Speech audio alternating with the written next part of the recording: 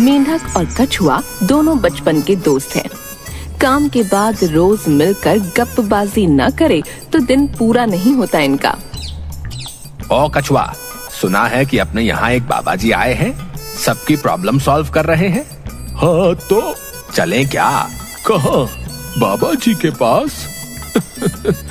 क्या होगा वहाँ जाकर बे? तेरी प्रॉब्लम वो नहीं समझेंगे, वो सन्यासी हैं सन्यासी। छोड़ो बे अपना फालतू भाषण। तुमसे तो आज तक मेरी प्रॉब्लम सॉल्व नहीं हुई। कभी सीरियस हुए हो बे मेरी प्रॉब्लम को लेके? अबे ऐसे ही अच्छे हो, ये लड्डू ना खाओ तो अच्छा है। तुम ना फिर शुरू हो गए, चुपचाप चलो मेरे साथ। मेंढक कछुआ को जल्दी जल्दी चलने के लिए कहता है, पर कछुआ अपनी मस्ती में इधर उधर ताकता हुआ पीछे चलता है। परिणामतः कछुआ मेंढक से बहुत पीछे रह जाता है। मेंढक मुड़कर देखता है और उसे कछुआ दिखाई नहीं देता, तो वह खींच जाता है और वहीं एक आम के पेड़ के नीचे खड़े होकर सोचता है कि जब तक कछुआ आए एक आध आम तोड़ ले। यह सोचकर वह नीचे से एक के बाद एक छोटे छोटे कंकड़ उठाकर फल पर निशाना साधकर पेड़ पर फेंकने लगता है। तभी कछुआ आ जाता है और एक कंकड़ उसके सिर पर लग जाता है। क्या हो बे, मेरा सिर फोड़ दिया। मैं तो आम तोड़ रहा था, अच्छा हुआ जो तुम्हारा सिर फूट गया। ये क्या आम से कम है? रहने दो, तुमसे ना होगा। हाँ तो क्या करूं? तुम इतना धीरे धीरे चल रहे हो तो मैं क्या करता? अब चलो।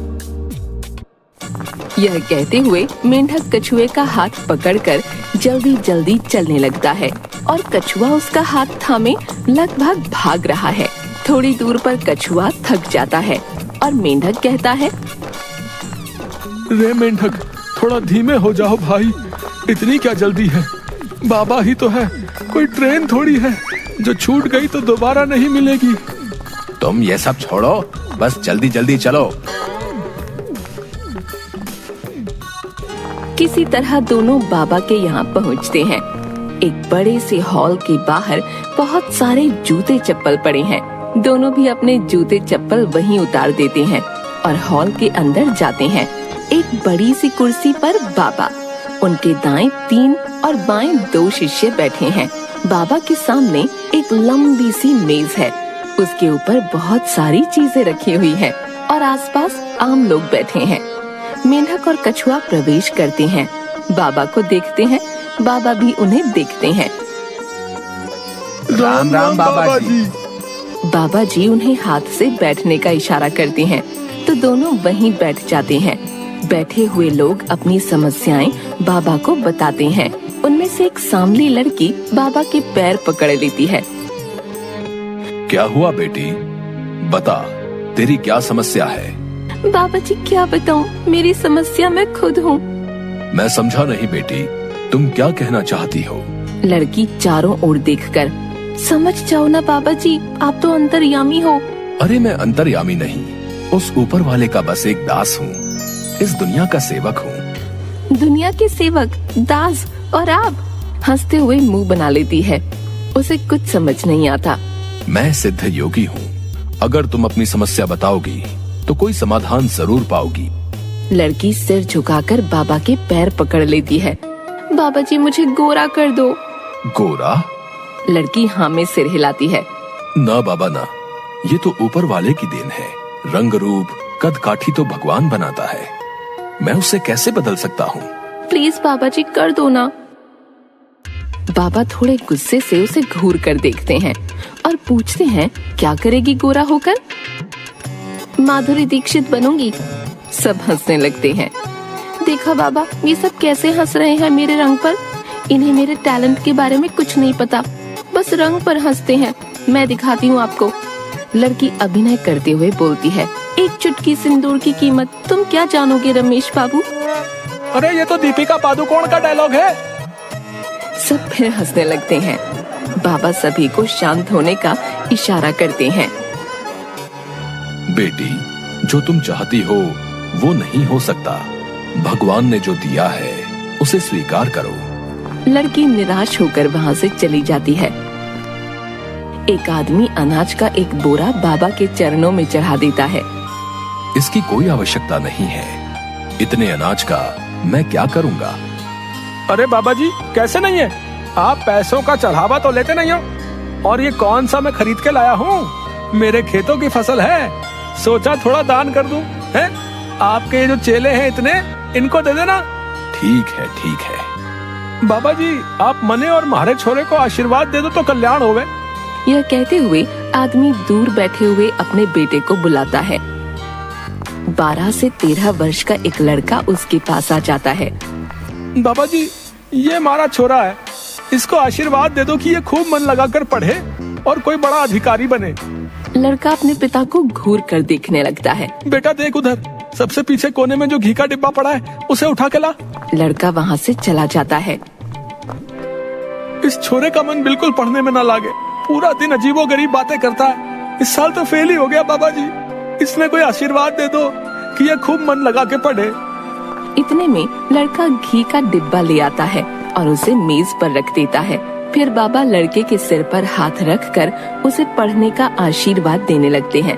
तब लड़का बाबा को रोकते हुए कहता है, ना बाबा जी, मने ये पढ़ने का आशीर्वाद मत दो। मने न बनना कोई अधिकारी वधिकारी। तो क्या बड़ा होके मेरे जैसे गेहूं चावल बेचेगा है? क्या बनना है बच्चा? बिजनेसमैन बनूंगो, अंबानी के जैसो। बच्चा, पढ़ाई तो तब भी करनी पड़ेगी। ना मैंने सब पता कर लियो है, कोई पढ़ाई वढ़ाई की जरूरत ना है। आप बापू की ना सुनो, मारी सुनो। बाबा के चेहरे पर असंतोष का भाव देखकर लड़का घी का डिब्बा वापस उठा लेता है। अरे रख इसने।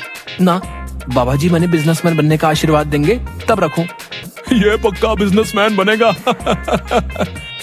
सब हंसने लगते हैं। आदमी लड़के के हाथ से डिब्बा लेकर मेज पर रख देता है और लड़के का हाथ पकड़कर खींचता हुआ वहाँ से ले जाता है। दो बातें ढंग से हिंदी अंग्रेजी में बोलना पाता, बिजनेस करेगा। बाबा एक लोटे में पानी पीते हैं। तभी मेंढक और कछुआ आकर बाबा के पैर दबाने लगते हैं। अब बाबा जी हमारी प्रॉब्लम भी। बाबा जी हमारी प्रॉब्लम भी। बोलो बोलो। बाबा, मैं मेंढक राम और ये कछुआ राम। प्यार से लोग हमें मेंढक और कछुआ कहते हैं। क्या करते हो दोनों? मैं पोस्ट ऑफिस में काम करता हूँ। मैं टेलीफोन निगम में। जैसा नाम वैसा काम है। कहीं से हंसने की आवाज आती है। सब हंसने लगते हैं और बाबा शांत होने का इशारा करते हैं। समस्या बताओ। इसकी शादी नहीं हो रही। इसकी शादी नहीं हो रही। किसकी? इसकी शादी नहीं हो रही। इसकी शादी नहीं हो रही। तभी कछुआ की बीवी आ जाती है। अच्छा, तो तुम यहाँ अपनी शादी करवाने आए हो, तो मैं कौन हूँ? लोग तो कहते हैं कछुआ सीधा आदमी है, तुम तेज हो। यह देखो सीधापन। अरे नहीं भाग्यवान, यहाँ तो हम मेंढक की शादी का पूछने आए हैं। तो ये तुम्हारी तरफ क्यों इशारा कर रहा है? काहे बे, मेरी तरफ क्यों इशारा करते हो? चलो उठो यहाँ से, घर चलो, तुम्हें बताती हूँ। बाबा जी, ये मेंढक की शादी नहीं होने वाली। 50 रिश्ते तो मैंने बता दिए इसे। कोई न कोई कमी निकालता रहता है। शक्ल देखिए इसकी, पता नहीं कौन सी लड़की से शादी करेगा।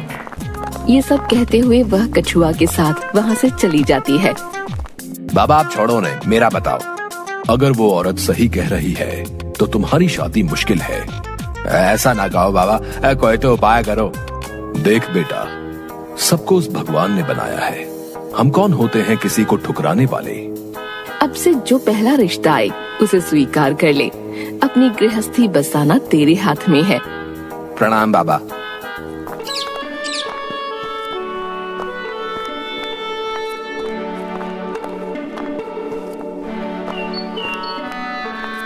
मेंढक के घर पहुंचने पर माँ उसे आ जाए रिश्ते के बारे में बताती है, पर मेंढक अनसुना कर देता है और खाना खाकर अपने कमरे में चला जाता है। पूरी रात उसके दिमाग में सपने में कभी कछुआ की बीवी तो कभी बाबा की कही बातें आती रहती हैं।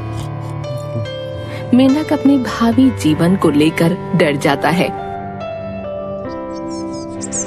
अगले दिन माँ के दोबारा रिश्ते की बात छेड़ने पर वह तुरंत शादी के लिए तैयार हो जाता है और बहुत धूमधाम गाजे बाजे के साथ मेंढक की शादी हो जाती है।